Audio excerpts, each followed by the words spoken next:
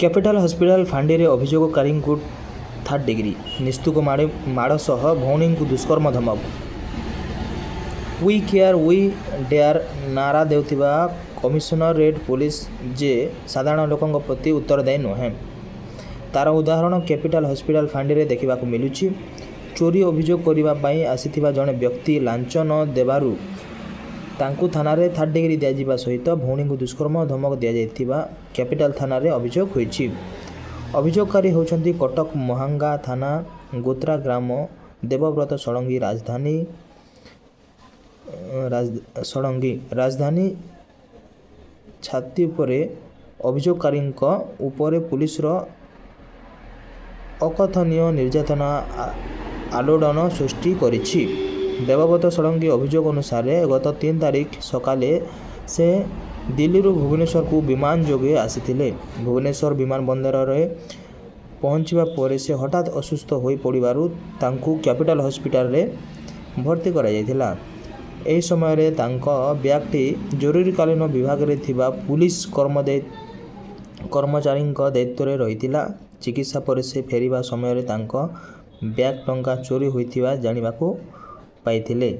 ଏନେଇ ସେଠାରେ ନିୟୋଜିତ ଥିବା ପୁଲିସ କର୍ମଚାରୀଙ୍କୁ ପଚାରିବାରୁ ସେମାନେ ତାଙ୍କ କଥାକୁ ଗୁରୁତ୍ୱ ନ ଦେବାରୁ ସେ ଘରକୁ ପଳାଇ ଯାଇଥିଲେ। ପରେ ସେ ସୁସ୍ଥ ହୋଇ କ୍ୟାପିଟାଲ ହସ୍ପିଟାଲ ଫାଣ୍ଡିକୁ ଆସି ସିସିଟିଭି ଫୁଟେଜ ଯାଞ୍ଚ କରିବା ପାଇଁ ଅନୁରୋଧ କରିଥିଲେ, କିନ୍ତୁ ସେଠାରେ ଥିବା ପୁଲିସ କର୍ମଚାରୀ ତାଙ୍କୁ ଲାଞ୍ଚ ମାଗିଥିଲେ।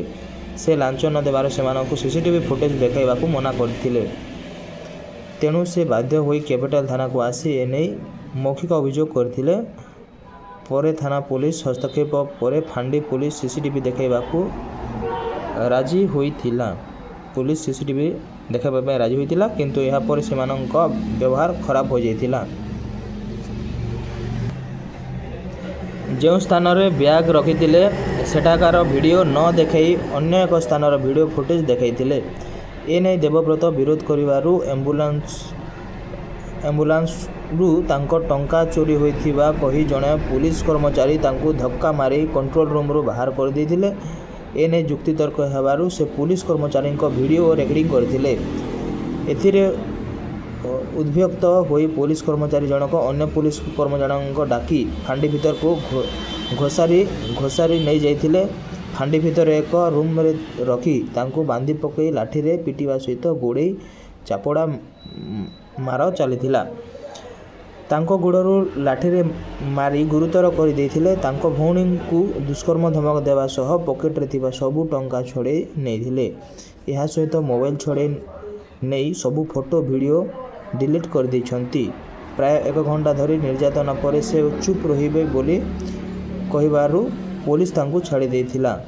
ଏନେଇ ଦେବବ୍ରତ କ୍ୟାପିଟାଲ ଥାନାରେ ଏକ ଲିଖିତ ଅଭିଯୋଗ କରିଛନ୍ତି। କ୍ୟାପିଟାଲ ଥାନା ପୁଲିସ କେସ୍ ନମ୍ବର 122/26ରେ ଏକ ମାମଲା ରୁଜୁ କରି ତଦନ୍ତ ଆରମ୍ଭ କରିଛି।